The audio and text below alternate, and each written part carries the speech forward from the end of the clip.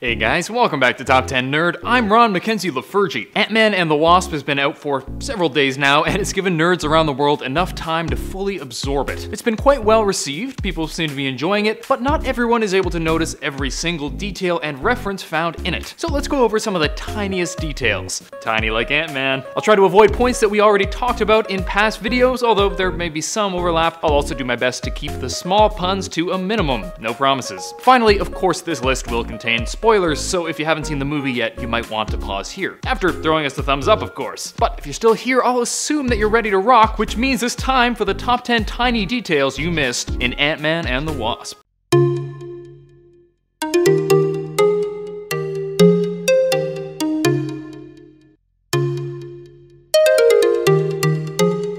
Number 10. Ex-con security. The Ant-Man movie saw Scott trying to make the most of his time on house arrest by creating a security company with his ex-con buddies, which they called ex-con security, because with Marvel, everything must be always on the nose. But it turns out this idea was first seen in the comics, albeit with a different name and different employees. Instead of your everyday run-of-the-mill ex-con like in the movie, the comics saw Scott starting Ant-Man Security Solutions with the help of D-list villains like Machine Smith and Grizzly. They wanted a second chance at life, and Scott wanted people to work for him. So it was a win-win, at least until Scott was arrested once again and the business was shut down. Number 9.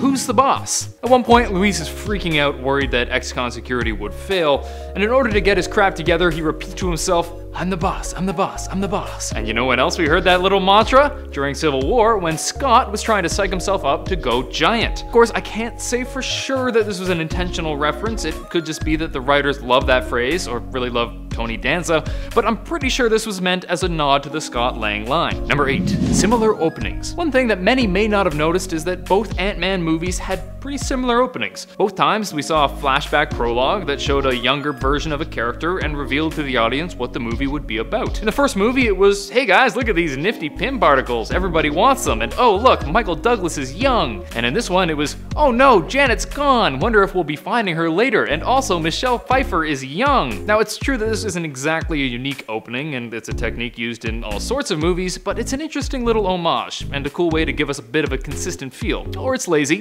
take your pick, kind of a glass half full kind of thing. Number 7. Cassie clues. Fans of the Ant-Man comics will know that Scott Lang's daughter, Cassie Lang, would eventually go on to become a superhero herself, taking on the roles of Stature and Stinger. Well, in the movie, Cassie's quite young, so unsurprisingly we didn't see her jumping into the fray. However, in a heart-to-heart scene with her dad, she offered to act as his sidekick. Nice little nod to her comic book heroics, plus just such a cute moment. She's adorable. That scene with the stuffed animal in the first movie made me wish she was my daughter. Ah! Number 6. The Centurion. In the movie, we were introduced to FBI agent Jeffrey Ballard, and later learned that he was secretly working for Sonny Birch. But in the comics, Ballard was a CIA agent who wore a state-of-the-art SHIELD battlesuit, which was called the Centurion Weapons System and was created by Sidney the Gaffer Levine. So what did he call himself? The Centurion! Nailed it. The suit was really cool though. It was strong enough to fight supers with a powerful beam weapon strong enough to affect the Vision. He even had a similar double agent status in the comics. While he worked for the CIA, he was also working for the Council, which caused him to tangle with Carol Danvers alongside Mystique, unsuccessfully. Number 5.